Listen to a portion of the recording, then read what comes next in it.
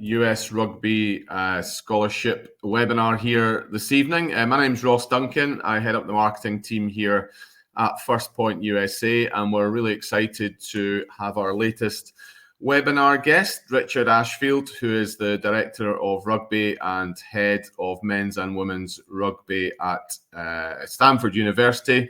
Really exciting for us to have Richard on tonight. Well, obviously one of the most prestigious brands or academic brands in the world. Stanford always ranked in the top 5 in the world and in the States. So great to have you with us here tonight, Richard, and looking forward to having a chat about rugby.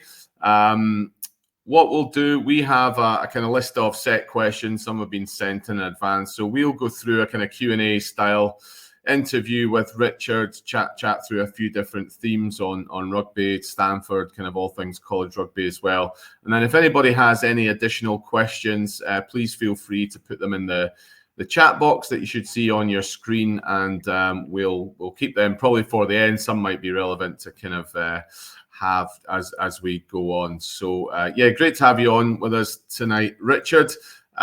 Firstly, you've been at Stanford for, I think you said, 8 years now, and you've also worked with USA Rugby, which we'll come on to talk to. So if you can just kick things off by telling us about the growth in Stanford's rugby programs and some of the notable success you've enjoyed since you've been involved. Okay, well, thank you very much for having me on. Really happy to be here and tell you about the Stanford Rugby. Yeah, I think, our biggest growth over the last 8 years has just been numbers, the numbers of participants. A lot of players come with no rugby experience to us. On our men's side, we're probably 50% have no rugby experience, 50% have played in the past. On the women's side, it's almost 100% they've never played.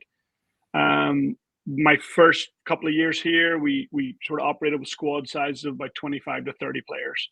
In the last 3 years, we're at 45 for the women and about 40 for the men. And, there's a number of factors there. Obviously, success on the pitch. Our women have ranked top 4 in the nation in the last 8 years. They won a national championship last year. Our men have placed 5th and 4th and 7s in the nation in the last 5 years.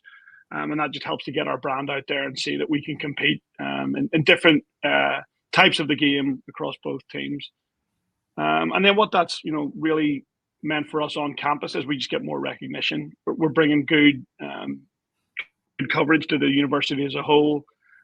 We've done a couple of other programs around campus. We do an after-school program with local kids to help with homework and introduce them to rugby.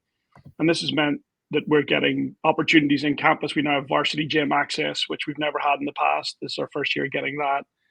And just, being recognized, whether it's in department meetings or on the campus as a whole, it's been a big kind of growth for us as a program. So it's been good to see. Yeah, it sounds exciting. You've always had a big impact on that. So Stanford, as I said at the start, obviously one of the biggest, most well-known universities in the world, and an incredible athletic reputation. I think I read that it had the most gold medals at the Paris Olympics this year, 39. Some pretty famous athletes have walked through the doors, Tiger Woods being probably one of the most notable, John McEnroe as well. So, I mean, it must be a pretty incredible experience to be a student athlete at Stanford. Yeah, well, Tiger Woods and John McEnroe didn't graduate. What have they done with their lives since? No, it really is. It's a unique place. It is. Sometimes I have to pinch myself. You're walking around campus and there's Katie Ledecky or some other gold medalist from different sports. We have world-class facilities across the board, and that's both academic and athletic. Our fields are second to none. But then when you go into the labs, the research facilities, everything's world class. And it really is fantastic.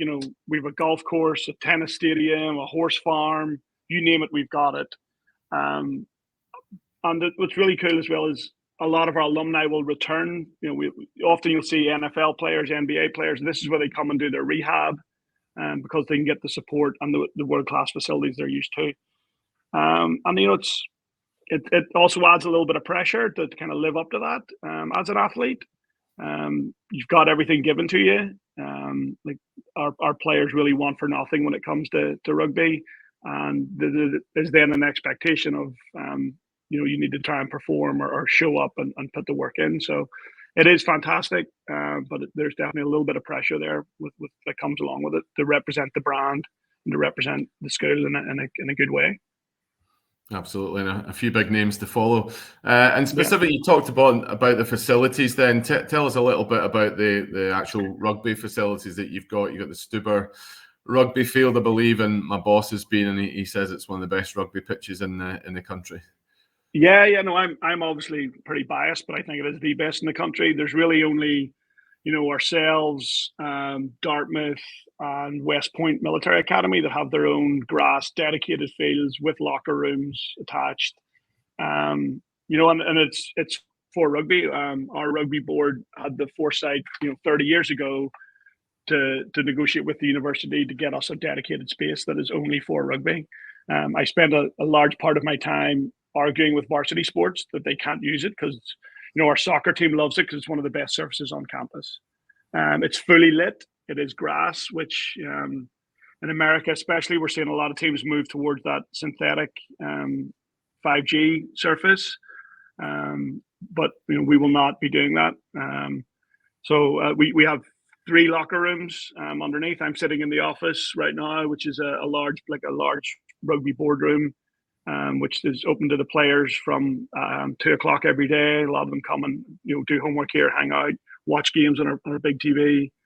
And we also now get, like I said, varsity weight room access, but we do have a small outdoor gym here at the facility because we have space, and being in California, the weather's good enough that we can do a lot of stuff outside as well. It's very rare that we have to get forced inside for anything. So yeah. Sounds good. Great place to play rugby, certainly. Yeah. And we touched upon it just before we came on air there, rugby being the fastest growing sport, college sport, I think, in the States. And certainly we've seen a growing interest in the game and kids wanting to go out and ply their trade over in the States. What are the biggest differences in some of the growth that you've seen since you've been involved? So my light's gone off. It's... honestly, the growth in the high school and youth game is unbelievable. So I have 3 sons, 15, 13, 11. Their rugby team, their rugby club is now 350 kids strong from under 8 through to under 16.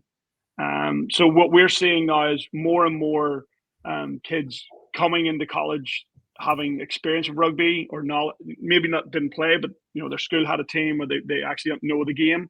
That's been really big. And then how that's translated is the colleges are starting to take it a bit more seriously and actually pay it some attention, give it a little bit more funding. Because all of a sudden, if there's 10, 15, 20 student athletes showing up saying, we want rugby and this needs to be better organized, we want a coach, we want this. We're seeing that support across the board. So what it's meant is instead of, if you'd come here 20 years ago, there was 2 or 3 programs in the country that were just head and shoulders above everyone. And now it's that gap's being closed. We're seeing much more competitive leagues, both in men and women's game, and new programs popping up all the time. And it's really, really great to see. It's for the longest time, we used to joke that we were rugby missionaries over here. But now, the word's being spread everywhere, and the growth of high school, and then things like the Olympic success and TikTok stars like Alona Mar, who are also brilliant at rugby. It all helps, and it's been great to then get that support both from alumni and the school themselves to grow. Yeah. You mentioned Alona Meyer there. I believe you had a sprint with her in recent years. Who won that one? Oh, I eased up at the end just to help her. I wanted to. So yeah. That's my one TikTok video, I think. Yeah. Suffering a bit of a black eye at the moment. Quite a black eye, yeah. Her Bristol experience at the weekend. And certainly in the women's game specifically, you've enjoyed some success. What has been the highlight in your Stanford career so far? Well, obviously, winning a national championship last year was pretty special. The team we played in the final averaged 8 years of rugby experience, and our average was 2. Because we get these athletes, they come in, they've played other sports, and they decide to pick up rugby. So that was really good. But for me, I measure my biggest success is how many of our players have gone on to stay involved in rugby post Stanford. So we have administrators in local leagues. We have some that have taken up refereeing. We've got a couple that are coaching high school or youth teams. And that just tells us that we've done something right here that's really instilled that love of the game and that willingness to want to give back and make sure it grows and is successful in the area. So we're creating a few future rugby ambassadors then, which is can only be good. Yeah, we hope so. And in the men's game, then you compete at D1 AA level. I guess there's probably a relative lack of understanding over here and how the different divisions work. Can you just explain where you sit, I guess, in the bigger national picture? Yeah, so I guess the easiest way is that we'd be Division 2 is the easiest way to sort of frame it. US college rugby is very convoluted with break-off, splinter groups and different things, but we sit in Division 2. Last year, we finished 5 wins, 5 losses. 2 of the losses were by 1 point. The year before that, we didn't win a game. So we narrowly missed out in playoffs last year. We finished 5th last year in sevens nationally, which was we had 1 narrow loss at sevens, which put us out of the semi-finals, which was tough. And that's generally where we've been a little more successful. We tend to not get really, really big people. But we usually get a pretty solid back line and some talented, skillful guys. So hope this year is to build on that success last year and maybe overturn those 2 1-point losses to be wins. And then, we're once you get into the playoffs, you don't know what happens. But the California Conference is probably one of the most competitive in the nation, in our division. I think it's had 3 of the last 5 national champions have come out of California or the California Conference. So it is really competitive, which is great because it gets you ready when you make it to playoffs. But it also means it can be pretty attritional during the season itself. So we'll see what happens. And then in terms of the playing schedule, then I know you guys play 15s, you play 7s, you play 10s. How does your season pan out across the year? Yeah, so we're a quarter school, which means we come back in pretty late in September. So some schools will be back in last week of August. We're in the last week of September. So our autumn is generally lighter playing wise. It's a recruitment, getting new players up to speed, teaching them the game. We traditionally play a 10s tournament, which is designed only for new players, just to really kind of give them that experience without overwhelming them with 15s and then letting some of the bigger guys not get exposed by having to play 7s. We do that. Then we'll play a couple of 15s friendlies in the autumn. Then come wintertime, we will go into our league season. So this year we've got 6 league matches on the men's side. That's all up in the California Conference, but we've one-way trip to Arizona this year. And that'll run until late March. And then the women model, it's a similar sort of schedule. Our autumn's pretty light, get some friendlies in. And then their league schedule will start. Both teams actually start this weekend coming. And I think the women have 5 league matches. And then into playoffs in March. Usually post playoffs, which will be mid-April, we'll transition over to 7s, get about 4 or 5 weeks of 7s, and hopefully a bit into nationals. And again, just to expose our players to a different side of the game. There's obviously a lot of buzz here with it being an Olympic sport. It gets pretty good exposure. And that sort of shift really re-energizes our players after a long year. So yeah, good playing opportunities then. And I guess, as you said, the number of universities investing in programs is going up all the time. What are your ambitions for Stanford in terms of how the rugby programs are going to grow as you guys want to be successful? Yeah, like we want to continue to provide a quality program alongside world-class education. We're very fortunate to have a tremendous alumni network. We've been on this campus since 1906. We're one of the oldest in the country. And the big area of growth we see is tapping into that alumni network to help us, whether it's with facilities, with more coaching, or just connecting our undergrads for internships, job possibilities, guidance and mentorship. That's been a big area we've been trying to improve in the last couple of years. As we look through our alumni, whether it's some of the early founders of Hewlett Packard or people in a lot of the tech industry around here, where we've been able to open doors for kids and make introductions, which I think has really been invaluable and can set us apart, and having people look at Stanford. Yeah, certainly a strong. I think I read more billionaires coming out of Stanford than pretty much any other university. So it's a good academic route into successful business for anyone. So in saying that, then, so what kind of type of student would make a good candidate for Stanford University on, I guess, rugby or athletics in general? Well, it is a tough academic standard. So you're looking at your top A-level marks. You need to be well-rounded. So if you're generally only applying as a scholar, that'll limit you. If you're only trying to apply as a rugby player, that's going to limit you. They're looking for that well-rounded, definitely independent, the ability to think for yourself and move around. Time management is huge, like really, really big. And we see that especially a lot in that our first year, our freshmen, like there's usually a point in every quarter where they just become overwhelmed because of lack of time management and organization. We've worked really hard within our program to have our upperclassmen help mentor and help them with selecting courses and managing some of that, because it's a big change, and especially if you're coming, from a European education background, but it's a little bit different than university. It can be a lot, but I think being well-rounded, being independent, being able to self-advocate, definitely is something to think about as well. Yeah, good advice there. And just looking at that balance then between those athletes who obviously playing sport and you got a lot of studying and academic work to do. How difficult is it to achieve that balance as a student athlete in your view at Stanford? I think it's very individual.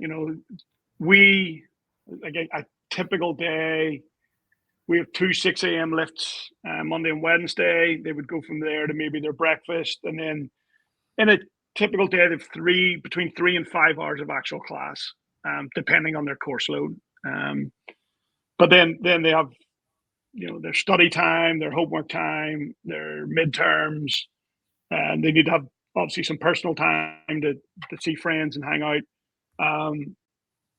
But most of them, one of our biggest things is to make sure they try and get enough sleep and hydrate and nutrition.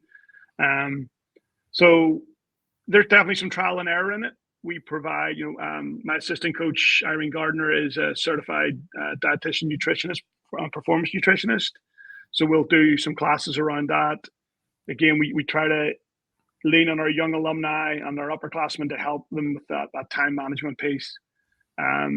We generally operate 3 practices and 2 lifts a week, but we are flexible because we understand the grueling nature of the academics here, and that they came to Stanford for academic reasons primarily, not for rugby. So the expectation is that you make 2 practices a week and 1 lift is and as long as you're communicating and letting us know what's going on, we're willing to work with you.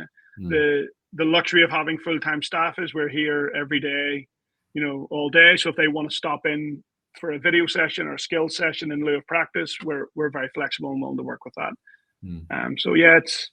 It's definitely a bit of trial and error on their part, and that's where we need them to be self-advocating and really, looking and communicative with us. And you touched upon the academic requirements. Obviously, a strong academic background needed. What would be the key factors if there's anyone in the audience tonight applying for Stanford? What would they need to be looking out for, or the demands that would be placed on them for applying? It's probably 4 A stars at A level, 1550 and higher in your SAT. SAT and ACT is required. I know it wasn't for a while, but it's back. Pretty much, if you follow your country's requirements for your bachelor degree just at home, and if you're top of your class, There's a chance that the challenge is it changes a little bit every year, based on the pool that apply. So what they're looking for in terms of essays or other activities can vary based on the application pool.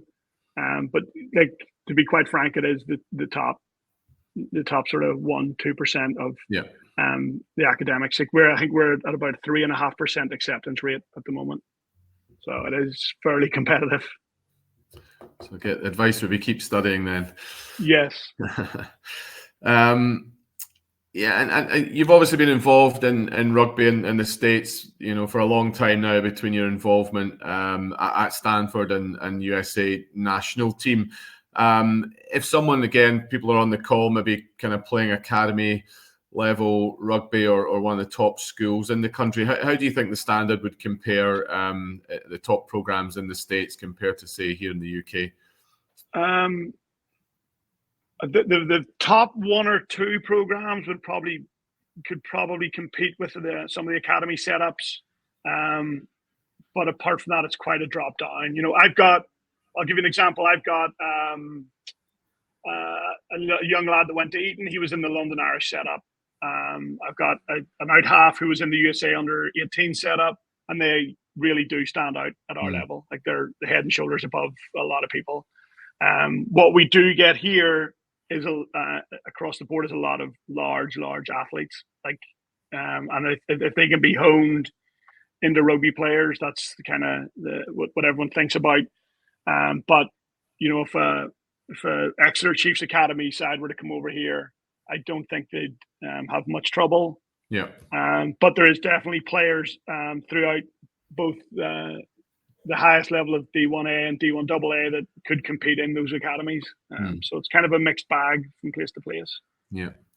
I suppose we talk a lot about, the World Cup coming to the States in 2031 and 2033. Oh, light's gone again. Apologies. Yeah, I suppose with that kind of growing level of interest, growing investment, how big do you think rugby can become in the States? You've obviously seen success with a bronze medal with the women's team this year, when you were involved a few years ago as well. I think that the sevens has really captured the population's sort of attention a bit more, because it's fast. There's a lot of scoring. It was getting really good coverage around the Olympics. We've seen it pop up a few times on ESPN, because there's always, whether it's a Fijian doing a bit of something flash, and that's really paid off. The 15 side, what Scott Lawrence is doing on the men's side of really building that foundation from the ground up, I think is going to pay dividends in the long run. And now that there's opportunities through MLR, and there's going to be a new women's competition starting up this year, we're going to get more exposure. The biggest challenge in America is so big.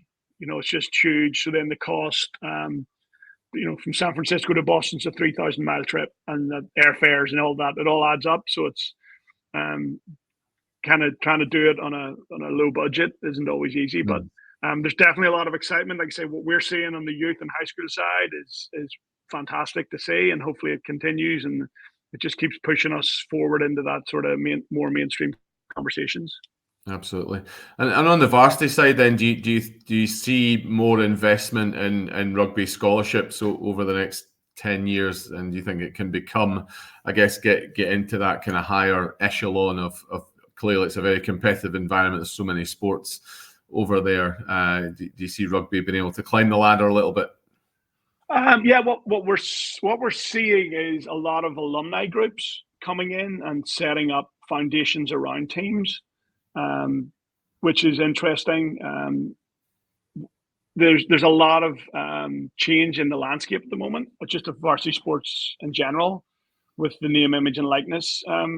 With players now being able to get paid in American football or basketball, and what that means in the general landscape is, varsity may start to shrink a little bit, because they have to find money to attract the best athletes, which could be a good thing for rugby programs, because we generally have been self-sustaining, and the way the alumni networks are moving, to create these foundations to allow opportunities, I think will be looked at as a model maybe moving forward, and how they can support that.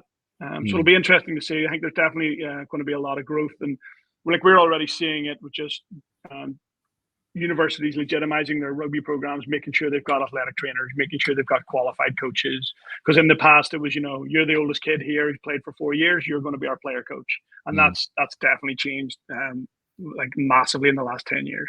Yeah.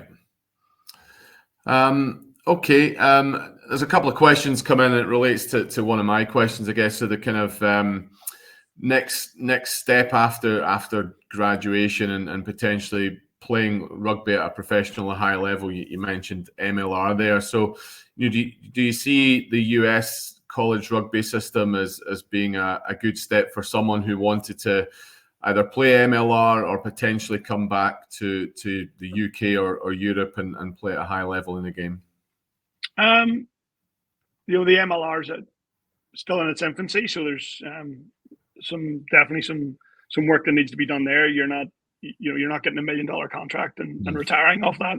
But I think some universities have developed some fantastic relationships with MLR teams, whether it's through bringing in coaches or just sharing information. So there's definitely links being built there. The draft system has been really interesting to see because, for instance, last 2 years ago, with players coming out of our division that were being drafted by the MLR. So they are looking throughout the college game for those potential crossovers. But I would say at the end of the day, get your college degree, because you never know what's going to happen. But there's certainly universities here where you are getting a academy-like experience. Full-time coaches, nutrition, training, all the stuff that you would get in an academy, balanced with obviously very good education. And we're seeing more and more of those opportunities, I think, both in the men and the women's game. And I guess having a degree at Stanford is going to open up a lot more doors than just your rugby career. Yeah, very much so. And so, what advice? Obviously, you're from Northern Ireland yourself. So for kids over here at the moment, kind of thinking about the States and looking at that against opportunities, perhaps back in the UK, what advice would you give to someone considering the US as the next step of their academic and sporting journey? I would really say make sure you get the academic part right. We see it, across multiple sports. So if you get kind of dazzled by someone offering you a scholarship, and it sounds really good and it looks good in your Instagram, but let's make sure you do the research on the academics of that school. You make sure that they actually carry programs that you want to study and you're interested in, and that's one thing. And also, look at where it is in the country. Is it going to be under 10 feet of snow for 4 months of the year? We've had a few of those culture shocks as well. And just do your research. Don't the academic side, I think, is the most important thing. If you're only there for rugby, it might become a struggle. So just make sure you're really aware of what you're going into, because it is definitely a different system. Yeah. Well, I believe there's even snow in southern Texas at the moment. So yeah. Could be a few games cancelled everywhere in the country. Okay, well, we've got a few questions coming in, some of which we've kind of covered, but we'll pick up a couple of these. So someone's asked, does rugby have an impact at Stanford on the admissions process? I know you maybe touched upon this at the start, and someone might have missed that particular answer. Yeah, no, it doesn't hurt, but it doesn't necessarily help. Yeah. Again, it demonstrates if you've got the academics, you're able to keep the academics while playing rugby, potentially be a leader on your rugby pitch. It just shows that you're a well-rounded person, and that's generally what they're looking for. If you can use the rugby to highlight leadership skills or other aspects, it's definitely not going to hurt, but it's not necessarily going to help either. Yeah. Okay. And someone's asked, what level of rugby should you be playing at to apply? Club, county, or national? Again, we probably touched upon that slightly. I know Stanford, in your case, it's it's slightly different. There's people who are on the program who hadn't played rugby before. There's some of the top ones that would maybe require you to be playing at a kind of high level of county or club. No, while it's always great to get, I would love, county and club players. We'll take anyone that's willing to learn and grow, and that's where we're at. It's great if you've got experience to help us, shape the club moving forward, and it's been huge in the last couple of years. But yeah, for us, no experience required. Essentially, we'll get you moving the right way. Great stuff. And there's a couple of other questions. We'll go back, or if you want to drop us an email or speak to, we can get our rugby consultant to speak to you regarding kind of level of qualifications on the academic side and that sort of thing as well. So I guess final question from me on Stanford then. It's obviously one of the most prestigious schools in the States and if not the world. Just that experience of being there. What is it like, and tell us about some of those doors that it can open for you in future life. Like I've already sort of mentioned, our alumni network is huge. They've endowed these positions through financial donations that's allowed us to do a lot of things. Like, for instance, if you have aspirations to play international rugby, we have a fund that will pay for your flights, will pay for you to go to any camps, and that would be wherever you're playing in the world. So we'll help support that. Last year they allowed us to we set up a relationship with the Canterbury Crusaders. We had 7 players down there last year for the summer, men and women. So they went down they were there for 7 weeks, living like full-time rugby players. And that level of support allows us to keep growing the rugby side. And then just off that, being able to open those doors, really being able to make introductions, whether it's internships or advice around jobs or careers. With players right now, and trying to decide. I've one example: do I go into medicine or do I become a biomedical engineer? And we were able to put her in touch with, okay, here's some people who've gone down both paths. They did it through Stanford. Have those conversations and help to build some of that guidance. And that's an area I think we definitely want to keep leveraging and leaning into. It's Silicon Valley is a pretty impressive place overall, and there's a lot of things going on, and it's helping our students and even our young alumni to sort of filter what's going to help them, as opposed to being distracted by the 25 different options that they have. Yeah, some incredible career opportunities available, it sounds like, which is fantastic for your future career and whatever pursuit you want to go down. And then final question, then we'll go back to rugby. You're obviously a proud Irishman. You've still not lost that Ulster accent after all these years. How are Ireland going to do in the Six Nations this year? And if it's not Ireland, who's going to win it? I know. It's this is probably the hardest question you've asked me. The heart says Ireland, the head says France, and I think it's a little bit of a transition year between World Cups, getting a few young, getting a young 10 in. But that French team and just how the French teams are performing in European rugby at the moment, it's fantastic to watch, but also a little bit scary, but as long as everyone beats England, I'm happy. So I would say a good answer, but I shouldn't really, because I'm unbiased here. But Scotland have certainly got a pretty good record over England in the last few years. I'm just going to ask you one more quick question before you go, because I think it's a good one and something we get all the time, particularly from players over here in the UK. What is the biggest culture shock for UK students moving to the US? And in general, how do you think a student can best prepare for life as a student athlete in the States? It is. It's pretty far away. It's tough. 6,000 miles or something. I think from the UK. The time difference can be a challenge. That's definitely huge. The workload and the cycle of the university is definitely a lot. And then maybe I'm remembering my university days 25 years ago with rose tinted glasses, but I definitely didn't have the amount of homework coursework. The midterms will start in week 3 and run for 6 weeks potentially. So it doesn't really slow down, which I think is a big difference from what I've seen compared to UK universities. I think it's something that does help is the rugby club, because it is something that's familiar for a lot of them coming over, and they get to make a group of friends very early on, so it helps with that culture shock. And obviously the weather being constantly sunny, and it does help a little bit. But yeah, no, it's definitely, I think the workload is quite a lot, and it's just really figuring that out and knowing that it's not just, I do this paper and then I get 3 weeks off before I need to do my next paper. There's always something coming over the agenda, and then there's also just a lot of opportunity in this campus, whether it's different clubs, different there's basketball games and football games. There's a lot of stuff to try and pick and choose what to do, and it's making some good choices around that as well can definitely be a challenge.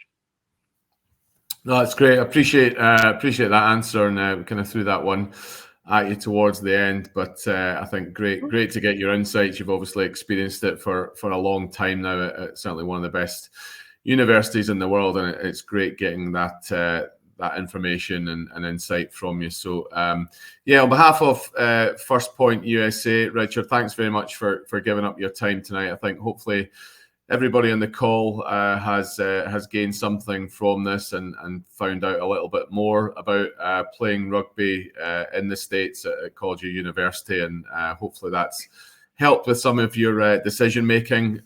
We've recorded this session tonight, so for those of you who might have joined halfway through, we will, for everybody who's registered, we'll send out a recording. And as I said, feel free to get in touch. I know there's a couple of sort of more specific questions that we can we can hopefully answer for you. So feel free to get in touch. We've got some rugby assessment trials coming up next month across the UK and Ireland. So again, if you want to jump on the website, if anyone's interested in kind of finding out more and having an assessment, then feel free to register and take part. So that's us for this evening.